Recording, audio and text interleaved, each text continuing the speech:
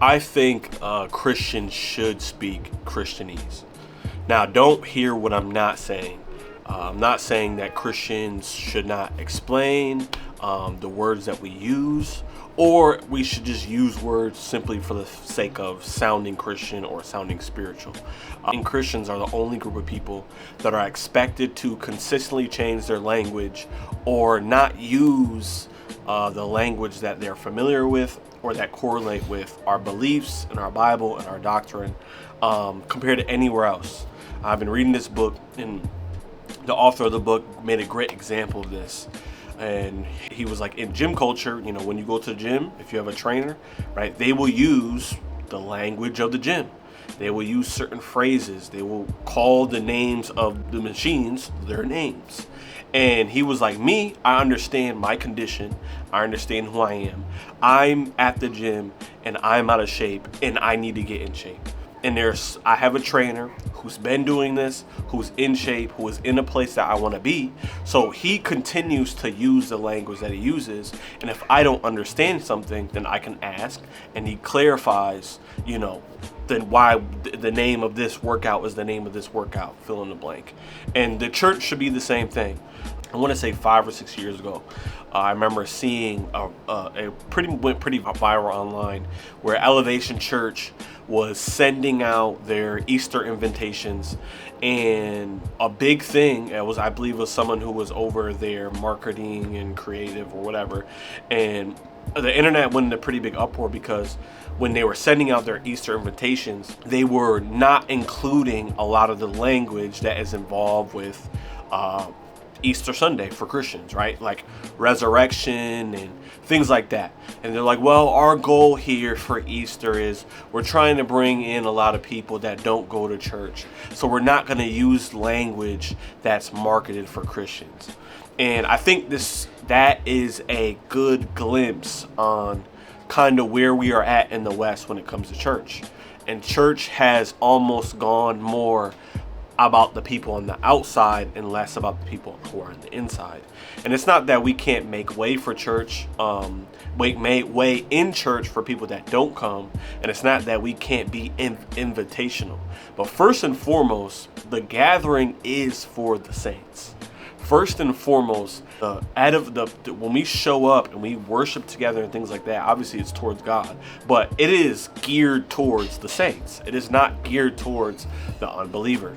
And so we cannot simply throw things out, because this is where we start to see Christians that are uneducated, don't know what they should believe in or why, because we've wanted to dumb things down to such a level to accommodate someone who might get saved or who is not saved, that our own people now are dumbed down in the faith. And so when it comes to Christians should speak Christianese, it's not just for the sake of being spiritual. It's not just for the sake of, I'm going to say this word to sound really smart. No, it's, if I'm talking about the crucifixion of Jesus, then I'm going to say crucifixion. If I'm talking about justification when it comes to salvation, then I will use the word justification. If I'm talking about, whatever, fill in the blank, then I will do just that. And then on the back end, if I understand that there are people that might be listening that might not understand, I can explain that, or people can get into the habit that if they don't understand something, guess what they do? Hey, what does that word mean? And then it is an open invitation for us to be able to teach people. So then now they can use the word because they understand what the word means. We should speak, quote unquote, right, Christianese. We should use the language of the Bible, right? And obviously language progresses, right? We look at, the King James, for example, right?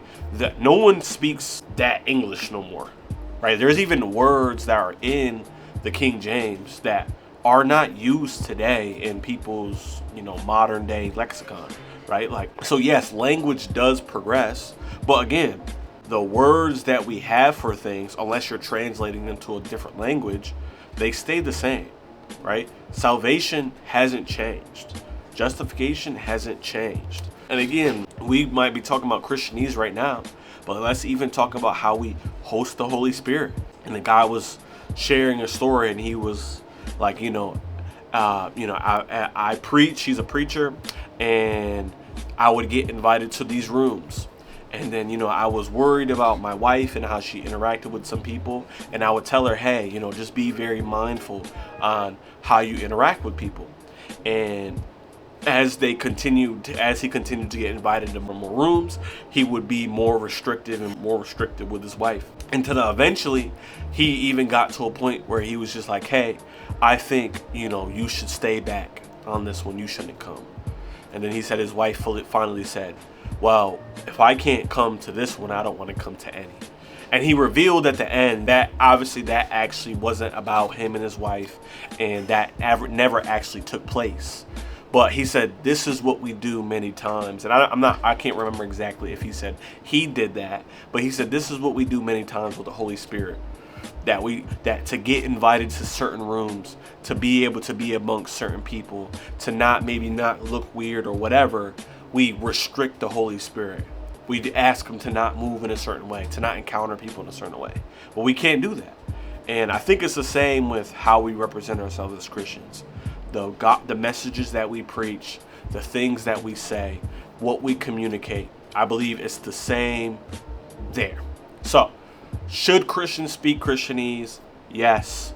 We should use the language of our faith. We should not water it down. And it's a great opportunity to be able to invite people to learn about who we are, what we believe, so they can believe the same.